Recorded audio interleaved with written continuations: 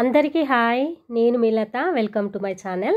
ఈరోజు egg curry recipe అయితే చూపించబోతున్నాను. ఎన్ని రకాల వెరైటీస్ ఎగ్ కర్రీస్ తిన్నా కూడా ఎగ్ కుర్మా రెసిపీకి చాలా టేస్ట్ వస్తుందన్నమాట. మా ఇంట్లో అయితే ఈ ఎగ్ కుర్మా రెసిపీ అనేది చాలా నచ్చుతుంది. చూడండి, ఈ విధంగా గ్రేవీతో సహా ఇలా ఓపెన్ చేసుకొని తింటే చాలా టేస్టీగా ఉంటుంది.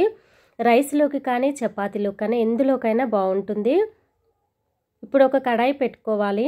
ఆయిల్ అనేది కొద్దిగా ఎక్కువగానే వేసుకొని ఫ్రై చేసుకోవడానికి వేడవనివ్వాలి. ఇప్పుడు ఆనియన్స్ ఇక్కడ నేను 2 తీసుకొని కట్ చేసుకున్నాను. ఇలా కట్ చేసుకున్నటువంటి ఆనియన్స్ని బ్రౌన్ కలర్ వచ్చేంత వరకు ఫ్రై చేసుకోవాలి. ఇలా ఫ్రై చేసుకొని మనం పేస్ట్ పట్టుకొని వేసుకోవడం వల్ల కర్రీకి మంచి టేస్ట్ అనేది వస్తుంది. Brown colour రానివ్వాలి. కరెక్ట్ టైంలో తీసేసుకోవాలి. మరీ ఎక్కువగా కూడా మాడనివ్వద్దు ఆనియన్స్ని. ఇప్పుడు తీసేసుకుంటే సరిపోతుంది. తీసుకొని సైడ్కి పెట్టుకొని చల్లారనివ్వాలి. బాయిల్ చేసుకున్నటువంటి ఎగ్స్ని తీసుకొని ఇలా కట్ చేసుకోవాలి. నేను చూపించిన విధంగా ఈ విధంగా కట్ చేసుకొని అన్నీ కూడా పెట్టేసుకోవాలి సైడ్కి. ఈ విధంగా కట్ చేసుకున్నటువంటి బాయిల్డ్ ఎగ్స్ని మనం ఆయిల్లో ఫ్రై చేసుకోవాలి. ఇదే ఆయిల్లో కొద్దిగా సాల్ట్ వేసుకోవాలి, కొద్దిగా పసుపు వేసుకోవాలి, కొద్దిగా కారం వేసుకోవాలి. పసుపు, కారం, ఉప్పు ఇవన్నీ కూడా వేసుకొని కొద్దిగా ఎగ్స్ని బాయిల్ చేసుకున్నటువంటి ఎగ్స్ తీసుకున్నాం కదా, ఇప్పుడు ఇందులో వేసుకొని ఫ్రై చేసుకోవాలి. ఫ్రై చేసుకున్నప్పుడు ఈ మసాలా కూడా కట్ చేసుకున్నటువంటి బాయిల్డ్ ఎగ్లోకి వెళ్తుంది.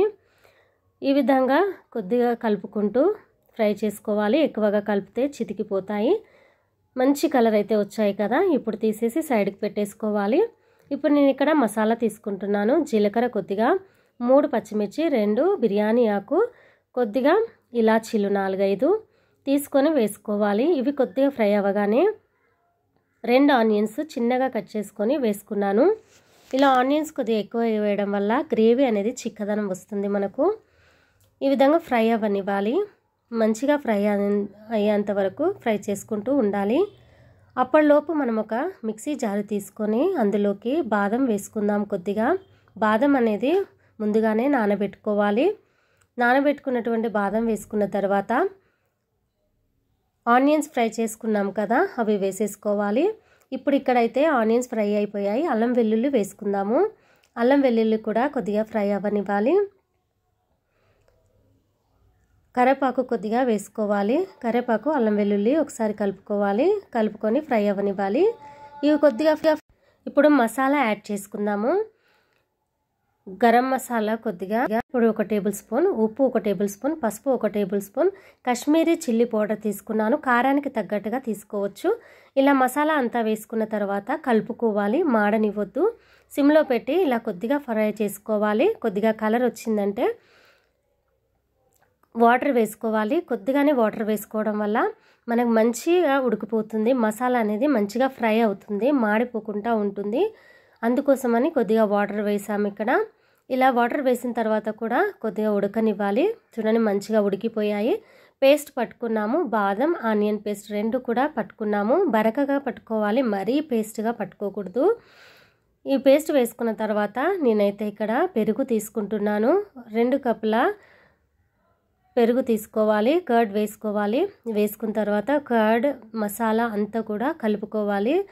ఎంత మంచి కలర్ వచ్చింది కదా, ఇలా కొద్దిసేపు కలుపుకోవాలి. ఇదంతా కూడా మంచిగా కలుపుకున్న తర్వాత మీకు కావాలంటే ఇక్కడ చింతపండు రసం కూడా వేసుకోవచ్చు. కానీ పెరుగు వేయడం వల్ల కమ్మదనం అయితే వస్తుంది.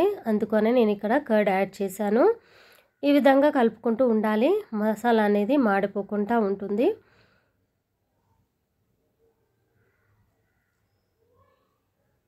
సిమ్లో పెట్టేసి ఫ్రై చేసుకోవాలి. ఇప్పుడు నేను ఫస్ట్ వేసిన మసాలాలనే కొద్దిగా మిక్సీలో వాటర్ వేసి ఇందులో వేసాను.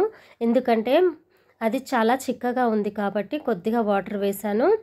ఇప్పుడు ఇలా కొద్దిగా మనకి ఎంత వాటర్ కావాలో అంత వాటర్ వేసుకోవాలి. వేసుకొని ఒక 10 మినిట్స్ వరకు అయితే ఈ మసాలాలు అన్నీ కూడా మంచిగా ఉడికేటట్టు కలుపుకోవాలి. మూత పెట్టేసి వదిలేసేయాలి. ఒక 10 మినిట్స్ మూత పెట్టి వదిలేస్తే మంచిగా మసిలిపోతుంది. చూడండి, బాగా మంచిగా అయితే రెడీ అయిపోయింది మనకు. ముందుగా ఉడికించుకున్నటువంటి ఎగ్స్ ఫ్రై చేసుకున్నాం కదా, అవి ఇందులో వేసేసుకోవాలి. వేసుకొని కలుపుకోవాలి.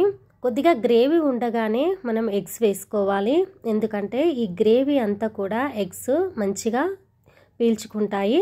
అప్పుడు ఎగ్ అనేది చాలా టేస్టీగా ఉంటుంది. అందుకని ఇలా గ్రేవీ ఉన్నప్పుడు వేసుకోవాలి. ఇక్కడ నుంచి కొద్దిగా చికెన్ మసాలా యాడ్ చేస్తున్నాను. 1 టేబుల్ స్పూన్ చికెన్ మసాలా వేస్తున్నాను. గరం మసాలా కూడా మీకు ఇష్టమైతే వేసుకోవచ్చు. కానీ ఈ ఎగ్ కుర్మా రెసిపీకి చికెన్ మసాలా అనేది చాలా బాగా టేస్ట్ వస్తుంది, చాలా సూపర్గా ఉంటుంది. ఒకసారి మీరు కూడా ట్రై చేయండి. గరం మసాలా అంత టేస్ట్ అనిపించదు, అందుకే చికెన్ మసాలా యూజ్ చేశాను ఇక్కడ. ఇప్పుడు ఇంకొక 5 మినిట్స్ మూత పెట్టేసుకుందాము. గ్రేవీ అనేది చిక్కబడుతుంది. మళ్ళీ ఒకసారి తీసి మూత తీసి కలుపుకోవాలి. ఏ విధంగా వచ్చిందో చూద్దాం. వాటర్ అయితే కొద్దిగా పోయింది, కొద్దిగా చిక్కదనం వచ్చింది. ఇంకా కొద్దిగా చిక్కదనం కావాలనుకున్న వారు ఈ విధంగానే తినేయచ్చు. చూడండి, మంచిగా మసాలాలో ఈ ఎగ్ అనేది బాయిల్ అయిపోయింది కదా, చాలా టేస్టీగా ఉంటుంది. ఈ ఎగ్ కుర్మా రెసిపీ అయితే మీరు కూడా తప్పకుండా ట్రై చేయండి. ఇప్పుడు స్టవ్ ఆఫ్ చేసేసుకున్నాను. కొద్దిగా కొత్తిమీర వేసుకొని గార్నిష్ చేసుకోవాలి. కొత్తిమీర వేసుకున్న తర్వాత ఒక 5 మినిట్స్ అయితే మూత పెట్టేసి వదిలేసేయాలి. అప్పుడు మన కర్రీ అయితే చాలా బాగా రెడీ అయిపోతుంది. చూడండి ఎంత మంచి కలర్ వచ్చేసిందో. ఈ పద్ధతి అయితే చాలా ఈజీగా ఉంది కదా, చాలా సూపర్ టేస్టీ కూడా ఉంటుంది. నేనైతే సర్వింగ్ ప్లేట్లో సర్వ్ చేసుకుంటున్నాను. చపాతీలో కానీ రైస్లో కానీ ఎందులోకైనా సూపర్గా ఉంటుంది. నా ఛానల్ను ఎవరైతే ఫస్ట్ టైం చూస్తున్నారో ప్లీజ్ సబ్స్క్రైబ్ చేయండి, లైక్ చేయండి, షేర్ చేయండి. Thank you for watching. Compulsory ఏ విధంగా వచ్చిందో కామెంట్ బాక్స్లో తెలియజేయండి. Thank you.